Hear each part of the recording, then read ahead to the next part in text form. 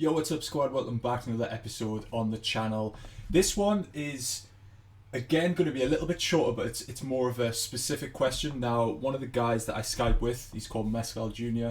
If you want to go find him on SoundCloud and stuff, he said maybe in future episodes I can cover how to get solid vocals and what to do with them.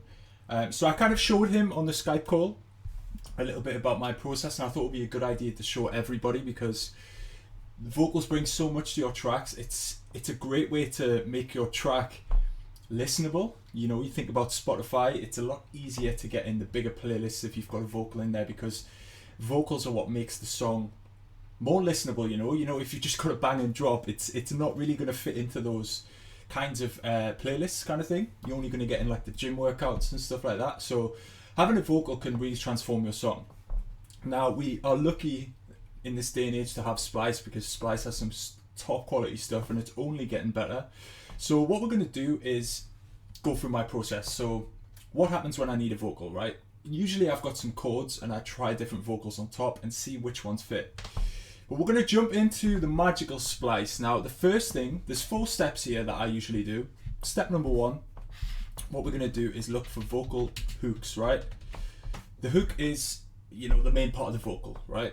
This is something that isn't just one word, because usually phrases are a couple of words, but this is something long enough to use. As you can see, I've downloaded this one because I click recent. Usually it's on popular, I believe. But what you want to do is click recent, because popular, fair enough, they're going to be good samples. You can see the Cara one, but you know about 500 EDM songs with these vocals in. So what you want to do is go to the more recent ones and find the ones that nobody's really touched into yet or nobody's used yet. So I thought this one was really good. You got me greater, you got me neater, you got me doing the things I don't do. Say that you feel it, tell me you need it, you gotta fight for whatever.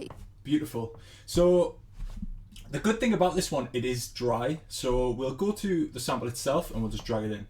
So we've done step 1. That was super easy, right? Look, took you 2 seconds. And if it fits with your chords, great. If it doesn't fit with your chords, but it's a sick vocal, change your chords.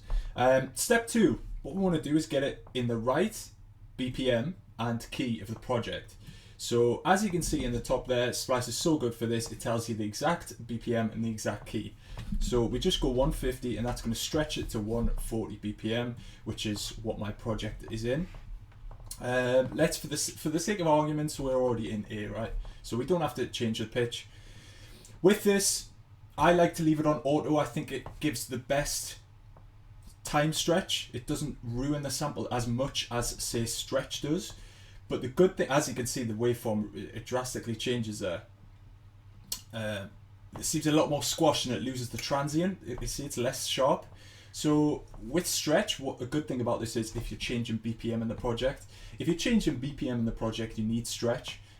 So also, if you want to pitch the vocal up without stretching the time, if you've got a vocal shot, this kind of thing for a build-up, what you want to do is click it on stretch, and then you can pitch it without changing the actual length of the sample. It'll just stay the same. So now we come on to getting it in time, right? We need to get it in time with the project. So I like to stick the metronome on. You got me greater, you got me neater, you got me doing the things I don't do. Say that you feel it, tell me you need it. So yeah, I like this. The actual position works, but you know, depending on your chords and stuff and your chord structure, you might want to change the position of this, right? But for me, I'm happy now. Step 3 is doing the little saucy bits, right? This is like the ear candy stuff. So you can either do some vocoding here before you start processing it. You can maybe add like a vocoded bass layer underneath. I have done quite a few videos on vocoding, so just search Ollie James vocoding and you should get the videos, but it's super simple, really easy way to do it. Also, vocal chops. You might not want to use this whole acapella. Maybe you found an old overused one, but it's a very high quality one. So you might just want to do some weird stuff. And I like to use this function within FL Studio. We go to chop and then complex and click beat shuffle.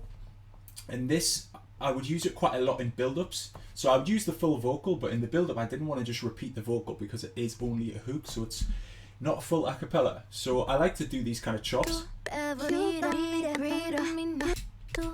ever do. You got me to say that you feel it. Tell me you need it. See, it's a little bit hectic right now. It sounds like the vocals playing. Yeah, it is. So the vocals playing over the top of the chops, but you can hear some chops which are nice. Say that you got great on me. Tell me need great on me. Tell me need that you feel ever need it. Don't mean. And then all you would do is just pick the ones you like. So what I do is I just pick the ones that sound good, and it's just literally trial and error until you get something that you like. For example, this. Let's just pick random ones. So you can do cool things like that, right?